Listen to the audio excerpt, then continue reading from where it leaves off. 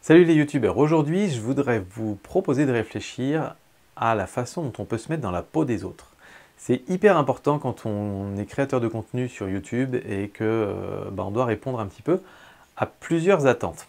Donc on va rentrer dans les détails dans cette vidéo. Alors quand je dis se mettre dans la peau des autres, c'est essayer de comprendre comment les autres personnes perçoivent ce que vous faites. C'est quelque chose qui est assez important vis-à-vis du public évidemment.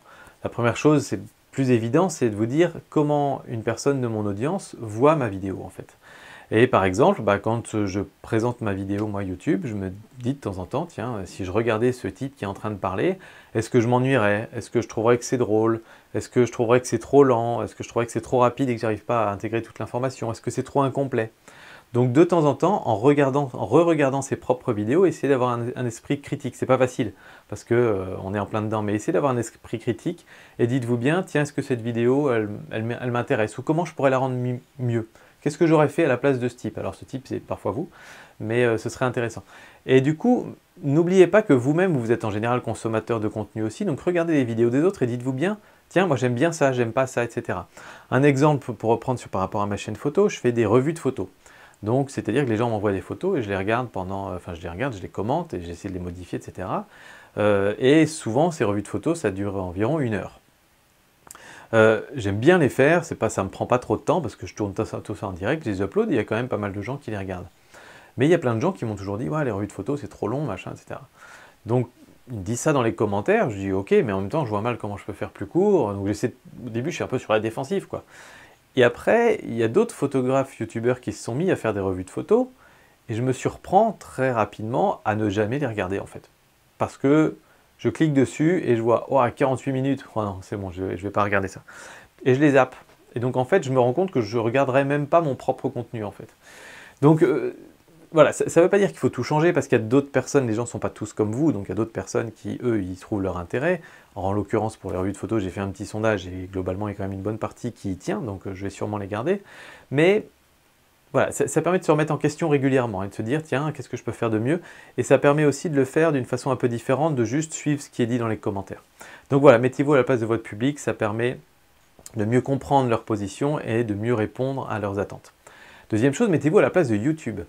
Il y a deux écoles sur YouTube. Il y a l'école majoritaire où c'est l'école des râleurs, entre guillemets, en mode quoi, c'est pas possible, je fais des vidéos sur YouTube et en même temps, je gagne presque pas d'argent, c'est pas possible, ils gardent tout pour eux, etc. En mode râleur, en mode, en gros, nous, on crée du contenu, c'est à eux de nous payer, quoi. C'est-à-dire YouTube est presque notre employeur. Moi, j'ai plutôt l'approche inverse, c'est de dire YouTube, c'est une plateforme qui permet d'héberger nos vidéos, qui par son système permet de créer des audiences et d'avoir des gens qui viennent voir mes petites vidéos, alors que si YouTube n'existait pas, je ne saurais absolument pas comment aller chercher 500 abonnés ou 30 000 abonnés, des personnes qui s'intéressent à mes vidéos, donc c'est juste énorme. Et en plus de ça, ils ne me font même pas payer pour héberger mes vidéos sur YouTube. Et en plus de ça, ils me donnent des sous. Donc, enfin, je veux dire, c'est juste hallucinant, quoi. Quand on y réfléchit comme ça, c'est juste hallucinant. Ils ne doivent rien, normalement, YouTube. Donc voilà, moi je le vois plutôt sous cet angle-là. Et du coup, comme on sait que voilà, YouTube, il y a un algorithme, il y a des recommandations, etc., pour essayer de jouer un petit peu ce jeu-là de temps en temps, alors, je ne dis pas qu'il faut essayer de le gruger, mais c'est important de comprendre comment fonctionne YouTube, mettez-vous un petit peu à la place de YouTube. Si vous bossiez chez YouTube, si vous étiez le PDG de YouTube, vous vous direz quoi? À la fin de vous, ce que vous voulez, c'est faire grossir votre entreprise. Faire grossir son entreprise, ça veut dire faire grossir le chiffre d'affaires, donc les revenus.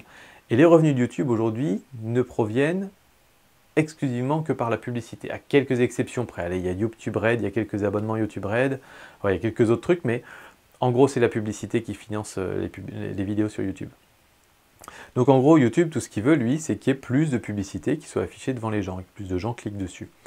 Donc, ce qu'il faut comprendre, c'est que YouTube cherche ça, déjà ça d'une part, et cherche aussi à s'imposer comme le leader mondial de la vidéo, et que donc les gens passent plus de temps sur YouTube. Plus les gens passent de temps sur YouTube, moins ils passent de temps devant la télé, ou sur d'autres sites de vidéos, ou à lire des livres, ou à lire des journaux, etc., etc., ou à écouter la radio. Donc ça, c'est les deux facteurs. Gagner des sous et devenir numéro 1 mondial, et que tout le monde ait le réflexe YouTube. Donc vous avez là le watch time, en fait. L'idée que c'est super important pour vos vidéos, que les gens non seulement cliquent pour aller les voir, et en plus la regardent le plus longtemps possible. Et là, vous avez plutôt un autre facteur qui est celui de la monétisation. Et donc du coup, de pouvoir créer du contenu qui soit, comment dire, qui soit regardable, qui soit acceptable à côté de publicité.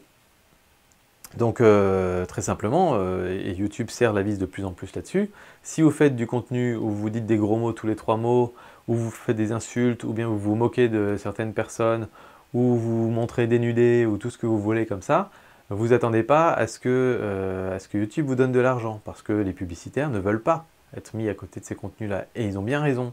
Et YouTube, qu'est-ce qu'il veut lui? Est-ce qu'il veut faire plaisir à ses créateurs? Un petit peu oui, parce que les créateurs l'aident à créer du contenu qui lui permet d'avoir des vidéos, ça c'est sûr.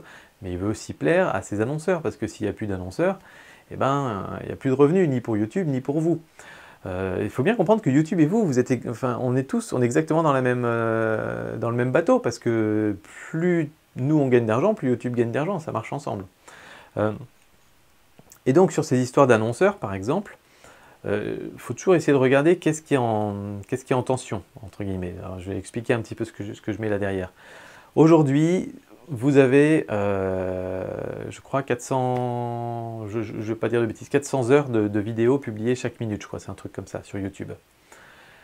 Sur ces 400 heures de vidéos, même si tout le monde activait la monétisation, il n'y aurait pas une publicité devant chaque vidéo. Pourquoi? Parce qu'il n'y a pas assez d'annonceurs, qui payent YouTube pour mettre des pubs sur les vidéos. Donc, en réalité, YouTube est en train de se dire, c'est chouette qu'il y ait des gens qui créent du contenu, etc. Mais je pourrais avoir moitié moins de contenu de créer, je pourrais toujours placer autant de spots publicitaires avant mes vidéos. Donc YouTube est beaucoup plus attentif, en ce moment en tout cas, à séduire les annonceurs qu'à séduire les YouTubeurs. Donc YouTube va faire tous les efforts qu'il faut pour séduire les annonceurs, parce que c'est eux qui amènent le pognon à la fin finalement. Et donc quelque part, ils ont un petit peu raison de faire ça. Et je pense qu'il faut aussi comprendre ça et jouer le jeu. Et puis la troisième catégorie de personnes où j'aimerais bien que vous mettiez à la place, c'est si vous êtes à ce stade-là, c'est les partenaires, les sponsors, les entreprises. Celles qui vont parfois, éventuellement, faire un petit partenariat avec vous et dire, bah voilà, je te paye tant pour telle vidéo, ou je t'envoie un produit en échange d'eux, ou je veux être sponsor pendant 3 mois de ta chaîne. Et là, l'idée c'est de comprendre qu'il y a une entreprise derrière, et que cette entreprise, elle mise sur vous, entre guillemets, pour avoir un retour sur investissement positif. C'est-à-dire qu'elle veut que, en gros, si elle mise sur vous 200 €, elle espère qu'en retour, elle pourra au moins gagner 400 ou 500 €, c'est-à-dire réaliser au moins 1000 € de chiffre d'affaires. Et ça, il faut bien le comprendre. Et ça vous permet d'affiner aussi vos prix quand vous proposez un prix à un partenaire. Vous avez des statistiques, donc vous pouvez poser des chiffres. Et plus vous posez de chiffres, plus ça rassure le partenaire parce qu'il voit à peu près où il va aller, il peut estimer à peu près si ça va être rentable ou pas. Et là, il y a différents types de partenaires d'ailleurs, et différents types de business. Pour faire simple, si par exemple je fais une vidéo demain sur des Lamborghini, je fais un partenariat avec Lamborghini, je vais faire des photos de Lamborghini, ça risque de ne pas être très intéressant pour Lamborghini. Parce qu'ils vont peut-être me payer, j'en sais rien, moi je dis 1000 € pour faire ma vidéo, aller faire des photos chez eux, etc. Peut-être qu'ils vont me payer le voyage jusqu'en Italie pour faire le truc, allez, ça va peut-être leur coûter 2 ou 3 000 € en tout.